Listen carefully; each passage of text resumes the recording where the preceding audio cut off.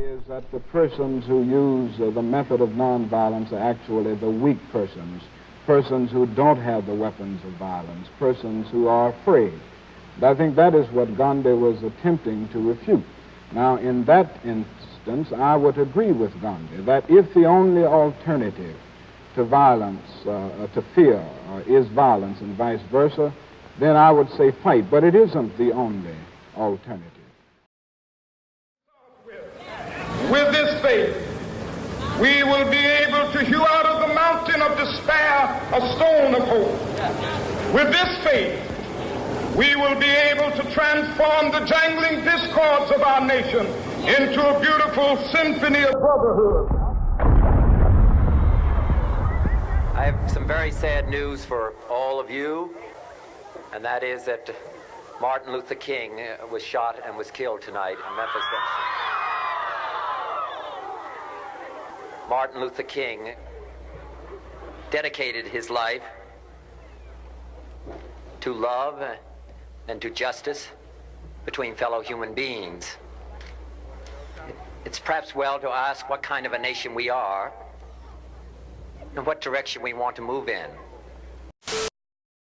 On September the 11th, enemies of freedom committed an act of war against our country. Our enemy is a radical network of terrorists and every government that supports them. Our war on terror begins with Al-Qaeda, but it does not end there.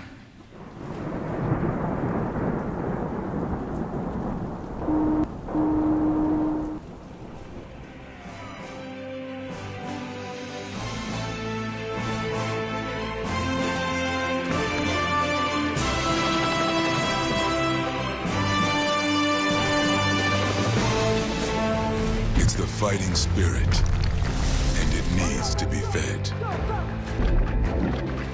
It consumes fear, self-doubt, and weakness. It stands ready to protect those in danger. I stand for my brothers who can't stand anymore. Men who hunted terrorists to the ends of the earth, who sacrificed their bodies and their lives so that we could peacefully live ours. I stand for the children, the spouses, and parents whose family made the ultimate sacrifice for us. What I am not for is bullshit arguments and lies. There is one argument and one argument alone for having a gun, and this is the argument. Fuck off. I like guns. And for the vast majority of people I work with, there is no better firearm to defend their homes against realistic threats than an AR-15 semi-automatic. I need it for protection. I need to protect me. I need to protect my family. Choosing to defend your home with an AR-15 is a common sense choice that tens of millions of Americans are making. You think that people are coming to murder your family? How many fucking enemies do you have? People say, well, the founders couldn't have imagined this or that. You're absolutely right, they couldn't. There's no way they could have imagined the horrors of the 20th century. 911, what's the location of the emergency? Sandy Hook School. I think there's somebody shooting in here. The worst grade school shooting in U.S. history, at least 27 dead, 20 children, 7 adults, including the principal. And the gunman killed himself. Here's what we know at this hour. At least 17 people have been killed, students and adults. At least 15 injured, and the shooter, 19-year-old Nicholas Cruz, is in custody. This is the 18th school shooting already this year. It is just mid-February. Every time I think about those kids, it gets me mad. And by the way, it happens on the streets of Chicago every day. Hi, Elliot Rodger here. Tomorrow is the day of retribution. The day in which I will have my revenge against humanity. Ever since I've hit puberty, I've been forced to endure an existence of loneliness, rejection, and unfulfilled desires, all because girls have never been attracted to me. I don't know why you girls aren't attracted to me, but I will punish you all for it. People are still not noticing who is creating this havoc, the who. And I don't mean just mentally ill. It's young males. Yeah. How many young females have done this? Almost all the recent massacres have been young men. And even if you look through history, you'll find it's almost. And there's a reason. Young males get filled with testosterone at a young age. And when they have these strong emotions, no one has taught them. All cultures, Pierce, have had a transition from being a child to being an adult. And that transition is about how to use power responsibly so that you protect and care. This idea that somehow time has made the Second Amendment anachronistic is an idiotic argument, because that's the same thing as saying, well, our speech rights are completely limited to quill and parchment. You cannot change the Second Amendment. And I'm like, yes, you can. It's called an amendment. If you can't change something, it's called an amendment. See, many of you need a thesaurus more than you need a constitution. Now, pretty much anyone can purchase this. Okay? Oh my God, this is so fun. It's I love fun. this. Hey, lady, give me all your money and your makeup. These are great for any age group.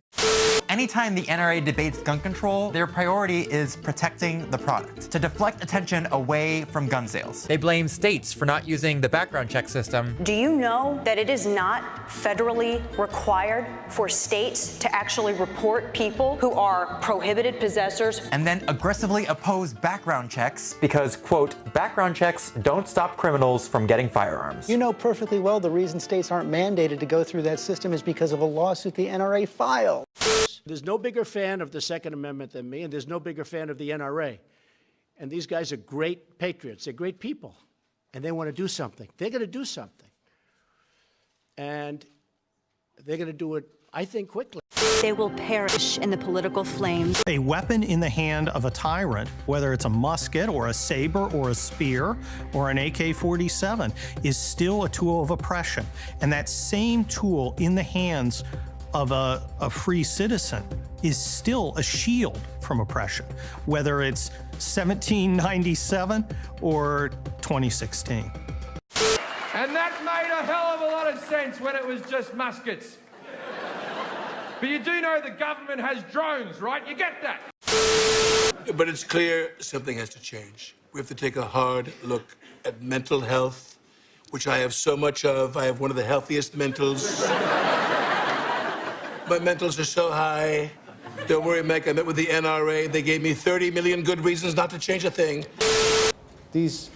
All these school shootings, it doesn't make sense. Fix it. Should have been one school shooting, and we should have fixed it.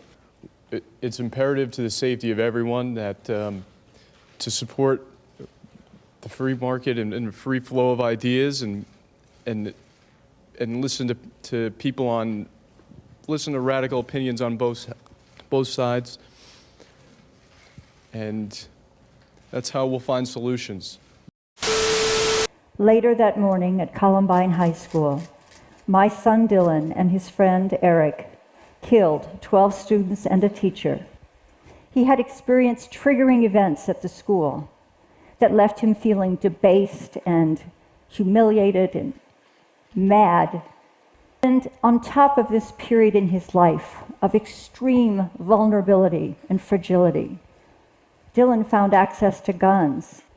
It was appallingly easy for a 17-year-old boy to buy guns, both legally and illegally, without my permission or knowledge.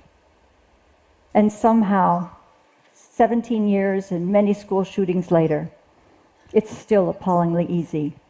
If you go to a gun show, you can get an unlicensed seller to sell you a gun. No questiones asked. We are so clearly at a tipping point because the American public has come together by the millions like never before based on that common ground to say enough. Enough of the mass shootings in malls and movie theaters and churches and schools. Enough of the daily terror of gun violence. Enough of easy access to guns by the people that we all agree shouldn't have them. And enough of a small group of craven politicians putting the interests of the corporate gun lobby ahead of the people that they have been elected to represent. Enough.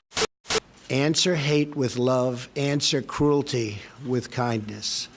What we need in the United States is not division. What we need in the United States is not hatred. What we need in the United States is not violence and lawlessness. but is love and wisdom and compassion toward one another.